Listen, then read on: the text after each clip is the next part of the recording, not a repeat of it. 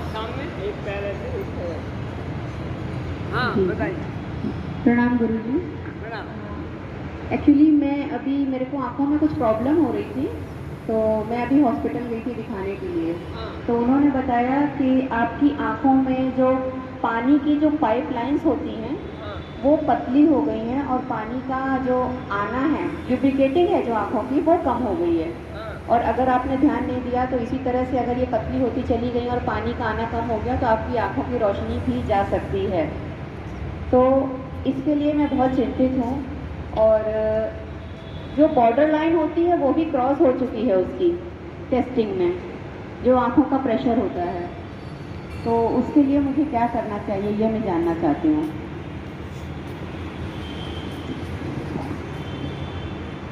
देखो, इसके लिए बड़ा आसान है, कोई मुश्किल नहीं है, इसमें बिल्कुल भी ना घबराएं। पहला काम तो यही है। फिर मैंने बताया था नहाने से पहले पैर के अंगूठे की मालिश करें। सुबह उठे तो बड़ी उंगली से दांतों की मालिश करके अंगूठे से तलवा दबाएं। फिर उसके गरारे करके मुंह में पानी भर के आँखों में छींटे मारें। ये आँखों का एक हो गया। चिराचट करें, कोई भी दिया सामने घी का दिया जलाए, उसको ऐसे आँखें खोल कर देखें ताकि अंदर आँखों का पानी लुब्रिकेट होने लगे, वो निकलना शुरू हो जाए। पीछे से आएगा और आगे से आँख से बाहर निकल जाए, पुराना मल नया मल आता रहे। पुराना वो जो पानी की नाली जो बता रहे हैं वही मल है, सन्हे मल, जो भगवान ने नाली के द्वारा पहुँचा है। फिर हम आँखों के व्यायाम बताते हैं, ऐसे 5 व्यायाम ये करें। आँखों को जोर से बंद कर पानी को बाहर निकालें। लेकिन इसमें शीर्षासन, जैसे मैंने बताया था कि यहाँ की क्रिया, जितनी भी क्रियाएँ, सिर की क्रिया जो है, अगर शीर्षासन हो जाए, पहले थोड़ा करो, 1 सेकंड का करो और फिर इसको बढ़ाते जाएं। शीर्षासन अगर हमारा हो जाता है तो यहाँ की सारी नसें और सांसों का ध्यान, जब भी आप थोड़ा सा अगर ऐसा भी सांसों का ध्यान कर लिया, आंखें बंद करके मेरे साथ चल रहे हैं और मेरे माइंड में ऐसे पहुँच रहे हैं यहाँ, तो यहाँ की सारी नसें खुल जाती हैं। एक एक नस माइंड की खुल जाती है यदि सांसों का ध्यान भी उद्दीप करना से। जब आप करते हैं इनसे खुलती हैं, और शीर्षासन से आँखों में, और अनुलोम विलोम से लाजवाब लाभ होता है। ये नस बिल्कुल ठीक हो जाएगी, ऐसा कोई उपाय नहीं है अगर बीच में ना हो। जो मैंने बताया इतना करेंगे 100% आप ठीक हो जाएगी। धन्यवाद गुरुजी। में थी तो कोई दिक्कत नहीं थी उसको, लेकिन जब से यहाँ आई है तो 1 महीना हुआ है अभी उसको आए हुए।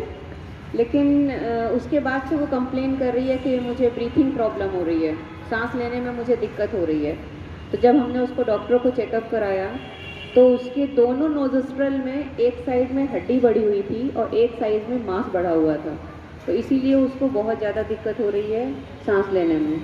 तो अभी डॉक्टर ने तो नोज़ल ड्रॉप दिया है, वो डाल रहे हैं, और आगे कितना टाइम लगेगा ठीक होने में भी पता नहीं है।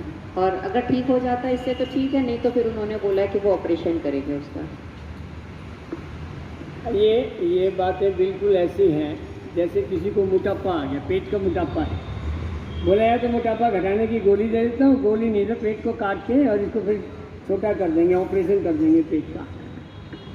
तो ऐसे ही अगर फिर हम कहते हैं जी आप कपालभाति करो, क्षितिज कोण आसन करो, ऐसे पेट को दबाओ और खान पान का थोड़ा ध्यान करो, तो आपका कुछ व्रत आदि करें, आपका पेट का मोटापा ऐसे ही समाप्त हो जाएगा, कोई ऑपरेशन की जरूरत नहीं पड़ेगी। बिल्कुल ऐसे ही शरीर में क्रियाएं होती हैं, जैसे मैंने अभी बताया कि 7 धातु बनती हैं।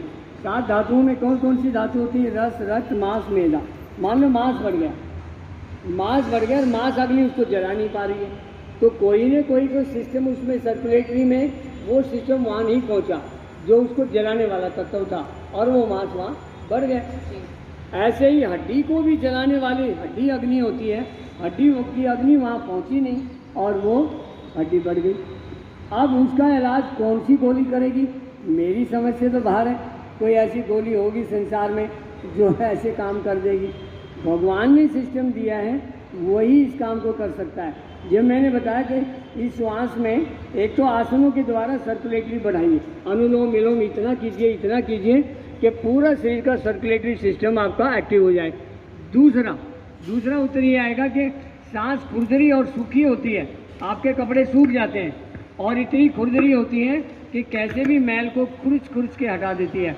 जब आप नाक को ऐसे साफ करते हैं, अप डाउन सांस को लेते हैं ऐसे, आप 6 जगह से नाक में ऐसा कर दो, ऐसे दाएं बाएं दीवार और ऊपर नीचे 6 जगह मन को लगा के, मन के साथ भी प्राण बंधा हुआ होता है, मन को भी यहीं रखो, सांस की क्रिया भी करो, तो दोनों क्रियाएं एक साथ होंगी तो कैसा भी बढ़ा हुआ मांस है उसको खुरच के ये हटा देंगे। और दूसरी बात, सर्कुलेटरी सिस्टम आपका एक्टिव हो गया।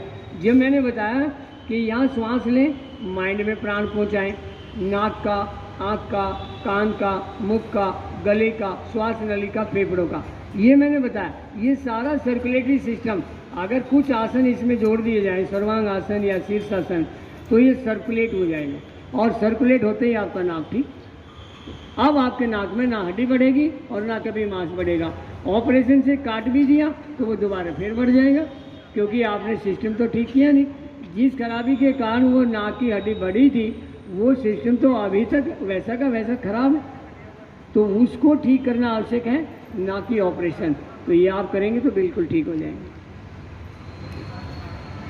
इसका मतलब यही समझ में आ रहा है, जो हम अपने जैसे घर में डस्टिंग करते हैं तो अपनी बॉडी के हर पार्ट को डस्टिंग की तरह इस्तेमाल कर सफाई करते रहें, कोई स्थिर ना रहे। हमारा नाक, कान, हम लोग स्थिर हो चुके हैं एक तरह से, लगता है जो आराम